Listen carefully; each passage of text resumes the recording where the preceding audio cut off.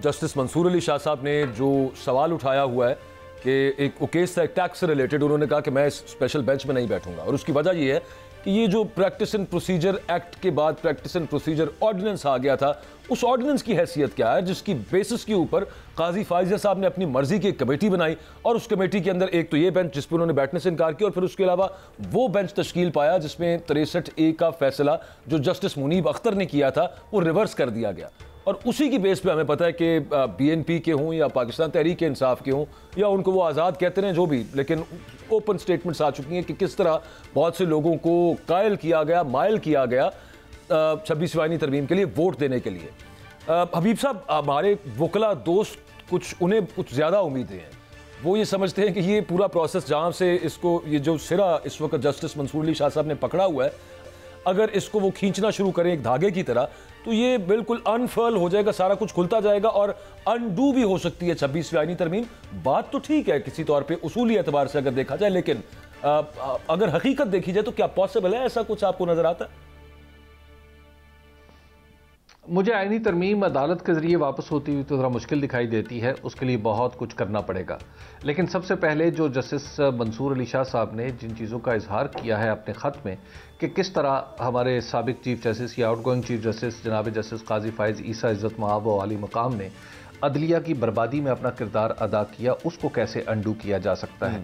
ये वो एलिगेशंस हैं जो सीनियर प्यूनेट जज की तरफ से लगाए जा रहे हैं, किसी बाहर के बंदे की तरफ से नहीं लगाए जा रहे। उन्होंने कहा कि चीफ जस्टिस जनाब जस्टिस काजी फ़ाइज़ ईसा इज़्ज़त मआब व आली मकाम ये बुनियादी तौर पर एक ऑस्ट्रिच की तरह, एक शुतरमुर्ग की तरह रेत में सर दबाए रहे जब उन अदलिया के ऊपर बाकायदा तौर पर हमला हो रहा था और उन्होंने इसके मुकाबले में खड़ा होने की बजाय एक यानी वक्त क़याम जब था तो इन्होंने उस वक्त सजदे को तरजीह दी। तो ये तो एक बड़ा मुतय्यन इल्ज़ाम है और ये कोई इतना गलत इल्ज़ाम भी नहीं है जब ख़ास तौर पर एक जज की तरफ से आए और हमारा अपना तजर्बा और ऑब्जर्वेशन और मुशाहिदा भी इसी बात की दलालत करते हैं।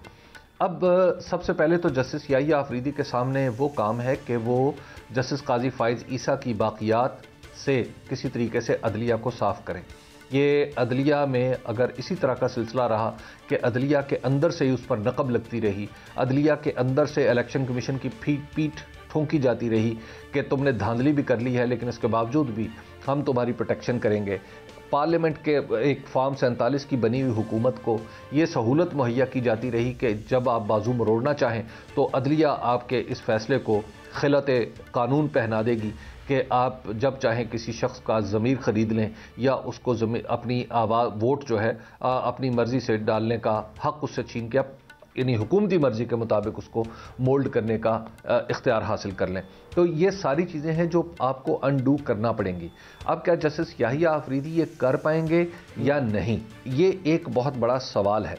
अब जस्टिस याहिया आफरीदी के सामने जहाँ तक रोज़मर्रा मामलात पे एडजुडिकेशन है वो तो चलिए चलती रहती है, अहम तरीन मामला उनके सामने ये है कि अदलिया के अंदर यकजहती और यकसुई कैसे पैदा करेंगे, क्योंकि बहुत सारे लोग आज भी ऐसे हैं अदलिया के अंदर बैठे हुए जिनके ऊपर जिनकी क्रेडिबिलिटी शायद आवाम की नज़र में कुछ ज़्यादा नहीं है। अब तो ऐसे लोगों से निजात हासिल करना या उनको बेअसर करना, एक जज साहब से, एक चीफ जस्टिस साहब से जो नए स्वेरन करेंगे उनसे उम्मीद रख लेना भी कुछ ज़्यादा होगा। मतलब कहने का मतलब ये है, मकसद ये है कि बाकी बेंच पे बैठे और बहुत से जजेस, क्योंकि all are equal, he is just first among the equals, उनके अलावा बार्स अभी तक तो हम देख रहे हैं कि माशाल्लाह बड़े हेफ्टी फंड्स मिले हुए हैं बार्स को, हाउसिंग स्कीम्स माशाल्लाह पास हो गई हुई हैं, तो कोई उम्मीद बार से है आपको?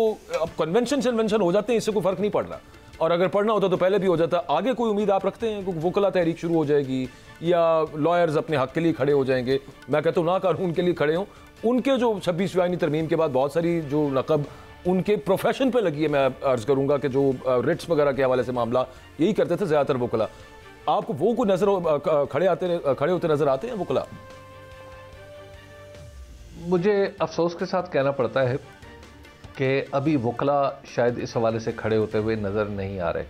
उसकी वजह यह है कि हुकूमत ने काफ़ी काम कर रखा है वकला के ऊपर, उसको सियासी भी कहा जा सकता है, उसको कोई और भी कहा जा सकता है।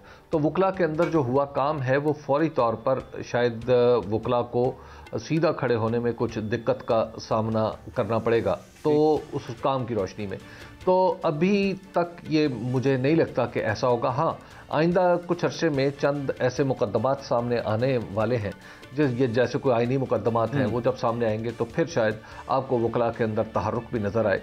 और अहम तरीन बात यह है कि वकला की तहरीक जो है वो एक ख़ास फ़िज़ा में ही चल सकती है जब उसके लिए सियासी माहौल भी बना हुआ हो। और वो सियासी माहौल बनाने की ज़िम्मेदारी बहरहाल अगर हुकूमत को दिक्कत में डालना है तो वो तो फिर पाकिस्तान तहरीक इंसाफ की है। और अगर पाकिस्तान तहरीक इंसाफ कोई तहरीक चलाती है तो फिर डेफिनेटली वकला के अंदर भी एक तहरीक चलने के इम्कान और आसार मौजूद है। किबला मोहतरम हबीब भाई, मेरे पास खबर ये है कि इस वक्त अगला जो वीक शुरू होगा उस वीक में एक तरमीमी बिल लाया जा रहा है। इस वक्त सुप्रीम कोर्ट में जजेस की तादाद 17 है, जबकि 2 एड हॉक जज भी है। तो सवाल ये है कि अगले हफ्ते अगर एक और बिल लाया जाता है जिसमें जजेस की तादाद बढ़ाने की बात होती है, 26वीं तरमीम आ गई, फिर उसके बाद अब 27वीं 28वीं आती जाएगी, क्या ये सिलसिला हबीब साहब ऐसे ही चलता रहेगा? इमरान खान जेल में रहेगा, तरमीमें आती रहेंगी, ये कब तक? कोई मंजरनामा पेश करें, आप बहुत ग्रिप रखते हैं सर। जहाँ तक ये तरमीमों का मामला है तो 26वीं हो गई, 27वीं 28वीं 29वीं जो मर्जी कर लें। अहम बात यह है कि क्या इससे सियासी तौर पर इमरान खान को कमज़ोर कर लिया गया? जवाब है नहीं। इससे सिर्फ इमरान खान का रास्ता रोका गया है और मंसूर अली शाह साहब का रास्ता रोका गया है। इसके सिवा तो 26वीं आईनी तरमीम का कोई हदफ और मकसद नहीं है। इससे आगे सिर्फ यही तरमीम हो सकती है जो इमरान खान का रास्ता रोक सकती है। वो ये है कि ताहयात सदर आसिफ अली जरदारी को सदर और वज़ीर आज़म को वज़ीर आज़म, और उसके बाद भी कहा जाए कि ख़ानदान नवाज शरीफ से या ख़ानदान जरदारी से जो भी शख्स उठेगा, जो भी दावेदार होगा, सिर्फ वही वज़ीर आज़म बनने का अहल होगा या वही सदर बनने का अहल होगा। कोई इस तरह की तरमीम कर लें तो शायद बात आगे बढ़ जाए, लेकिन मुझे तो नहीं लगता कि तरमीम के ज़रिए इस तरह का रास्ता रोका जा सकता है इमरान खान साहब का। दूसरी बात यह है कि मेरी अंडरस्टैंडिंग है कि जो मुझे कुछ हालात में बेहतरी, जहाँ से हमने बात शुरू की थी, हालात में बेहतरी का दीबाचा तो लिखा जा रहा है। अब देखता ही है कि किताब मुकम्मल होती है नहीं, कि जिस तरह मोहतरमा बुशरा को रिहाई मिली, जिस तरह इमरान खान साहब की बहनों को रिहाई मिली, तो इससे आगे चल के अगर कुछ और ये सिलसिला इसी तरह आगे बढ़ता रहता है तो फिर डेफिनेटली कहा जा सकता है इसके थोड़ा सा पीछे चले जाते हैं या जिस जो आप बात करें ठीक बात है, इसके पीछे क्या है? वो बात ये है कि इमरान खान साहब से बातचीत शुरू हुई, अभी भी चल रही कोई बातचीत? जो गुफ्तगू इस तरह की होती है अकबर, वो उतार चढ़ाव का शिकार रहती है, कभी आगे बढ़ती है, कभी पीछे बढ़ जाती है। और इस तरह के 2 मिसालें हमारे पास मौजूद हैं। एक मोहतरमा बेनज़ीर भुट्टो ने जब इस्टेब्लिशमेंट से गुफ्तगू का आगाज़ किया था तो उन्होंने मुल्क से बाहर रह के बैरूनी मुल्क ताकतों से बाकायदा तौर पर मदद ली थी और फिर जनरल परवेज़ मुशर्रफ से बातचीत शुरू हुई थी उनकी, और उसमें भी काफ़ी लंबा अरसा लगा था। इसी तरह जनाब नवाज शरीफ साहब ने जब बिल क्लिंटन साहब से मदद ली थी यहाँ से पाकिस्तान से जाने के लिए, फिर हरैरी से, जो उस वक्त रफ़ीक हरैरी लबनान के वज़ीर आज़म थे, और सऊदी अरब के शाही ख़ानदान से मदद ली थी।